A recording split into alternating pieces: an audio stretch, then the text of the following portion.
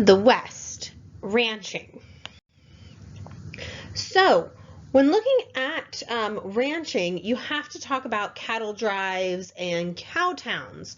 Basically, industrial expansion in the East and the Midwest means that there's this huge demand for food in these cities. And with the value of steers increasing and the extension of railroads out west, this basically opens the possibility of getting cows to market in this way. Of course, through cattle drives, generally you see like starting in Texas and then them going north, and you can see how the end place on most of these cattle drives is, these cattle trails, is at the railroads. Now, on the way with these cattle drives, they basically are going to pass through cow towns that are established. The thing is, these towns were really trying to attract the cattle trade to go through them, as well as other entrepreneurs. Now, once again, when we look at this and we look at these cow towns, there's this kind of reputation for violence that's actually pretty exaggerated during this time. A great example of how it's exaggerated is they actually had gun control laws. They prohibited like carrying handguns within city limits. And they even had an established police force specifically to maintain order. Although the police force primarily duties were things like arresting drunkards, fixing sidewalks, collecting fines, and then regulating things like prostitution and gambling. The thing is, these were seen as sinful, but they were seen as necessary to attract like cattle drives to go through their specific town rather than another town. We also are going to see a lot of like sin taxes to pay for these towns. So it's going to be things like high fees on liquor. So you can sin, but you're going to have to pay the taxes basically to be allowed to do so. Now, some of these cow towns become cities, but most of them are actually going to dwindle back down into small towns that will eventually really serve more farming communities. But still, cow towns are going to contribute to the growth of the urban frontier. But where the cow towns are located really is determined by somewhat cattle drives, but really more than that by the railroads and therefore their access to the markets. We're going to see that ranching is spreading, partly because, first of all, calves are pretty cheap and grass was basically free at this time. So a lot of ranchers didn't actually own land in there outright. They basically used grazing lands on the open range that's considered public land. The only investment a lot of these ranchers initially had to have was maybe some horses and then like primitive corrals and bunk houses, and labor costs were even pretty minimal.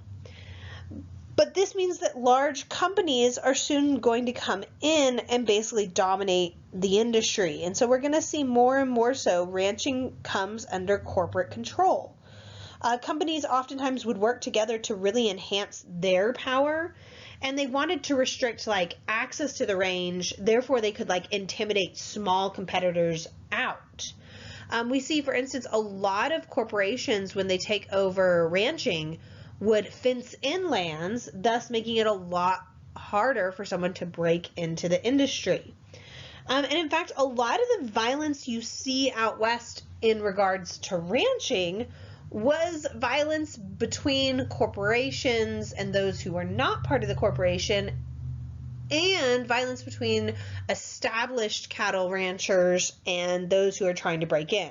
For instance, things like you get like the fence cutters wars between 1883 and 1884 in Texas in particular, although they are in quite a few other places as well. Literally, like you can see that here, that they're cutting fences, thus not trying to push away the restrictions to the open range and everything like that.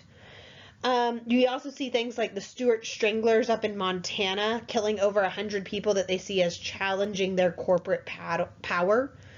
And so we're seeing that there's definitely a corporate cattle boom.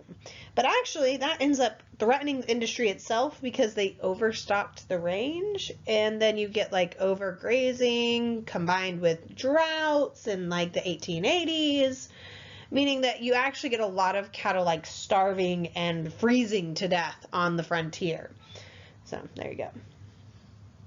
And then if you're going to talk about cattle and ranching, you have to talk about the cowboy, the workers actually doing the herding and everything there. Their working conditions and opportunities are going to change dramatically over time. The thing is, cowboys worked very hard labor. It was dirty labor. It was seasonal labor. It could be tedious. Oftentimes it was dangerous, and generally it was poorly paid. You can see here, a lot of cowboys actually were not white. You might have that image in your head, but many were actually black or Mexican. Now, the thing is, what changes for cowboys over time is that initially a lot of cowboys saw themselves as eventual owners of cattle in their own right, and thus like ranchers. And they would work with like owners because they hoped to become stock raisers themselves. The way that a lot of cowboys broke into the industry was through a term known as mavericking. And this is when you see like the UTA Mavericks and things like that. So to maverick was basically when a cowboy would put their own brand on an unmarked animal that they encountered. And therefore they could start up their own stock this way. The thing is, over time, that traditional right disappeared and wasn't allowed anymore, and thus it made it a lot more difficult to break into the industry. Workers no longer were potential ranchers. They were no longer potential competitors. They were just simply workers. And as workers, oftentimes they would actually join and form unions. So hopefully you're seeing some of these patterns here from before even the West, but then other parts of the West. So they would form unions sometimes and strike. But a lot of their strikes are going to fail. This would be like for higher wages or for traditional rights, like to be able to maverick and things like that. A lot of times their strikes though failed because of like corporate ranches and stock associations basically had just such great influence. And cowhands really faced really long odds at being able to organize themselves, partly because they were extremely isolated from one another.